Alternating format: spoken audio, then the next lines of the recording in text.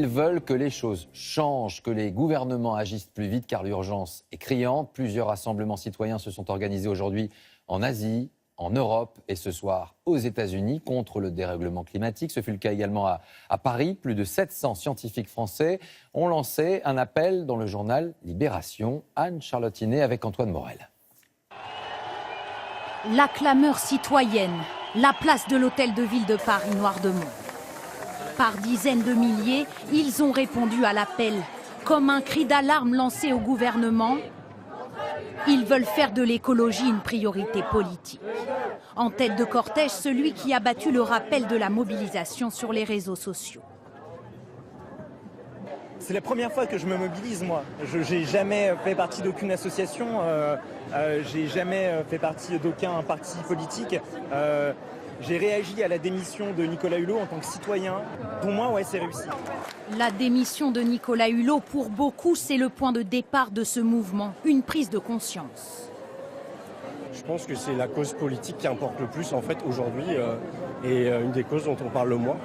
On est vraiment triste qu'avec toutes les bonnes intentions, on ne peut plus rien faire et même les gens autant engagés et actifs comme Nicolas Hulot n'y arrivent pas. Et donc on a besoin de tous et chacun pour y arriver ensemble.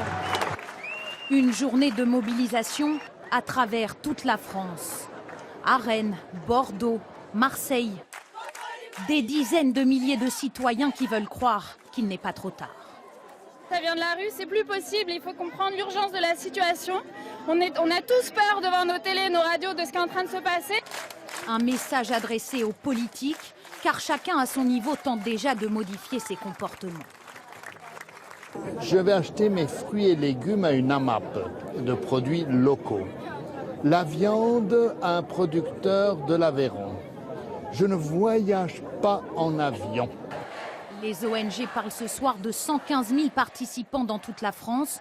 Une mobilisation d'ampleur inédite du jamais vu en matière de défense de l'environnement.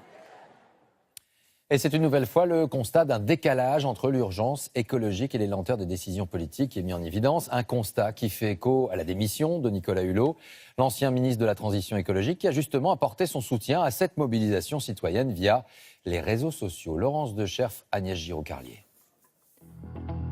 Il est le symbole d'une difficile équation entre deux mondes. Je n'ai pas réussi à combler cette ligne de faille entre deux cultures. L'économie et l'écologie, une incompatibilité qui a poussé Nicolas Hulot à la démission. Aujourd'hui, il persiste et en appelle à la mobilisation citoyenne.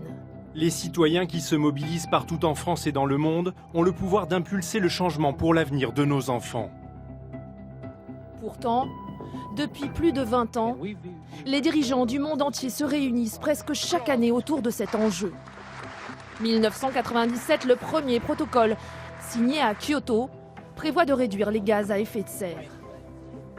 Plus récemment, en 2015, l'accord de Paris, signé par 195 pays, vise à limiter le réchauffement mondial à 2 degrés maximum d'ici 2100. La victoire est de courte durée. À peine arrivé au pouvoir, Donald Trump relance la production de charbon et se retire de l'accord de Paris.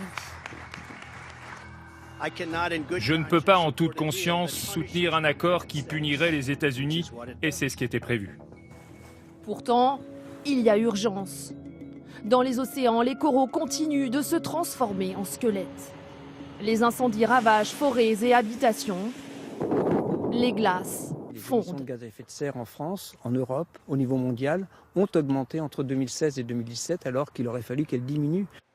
Et cela malgré les accords. Alors les choix politiques, guidés par l'économie, peuvent-ils être compatibles avec une ambition écologique mondiale ?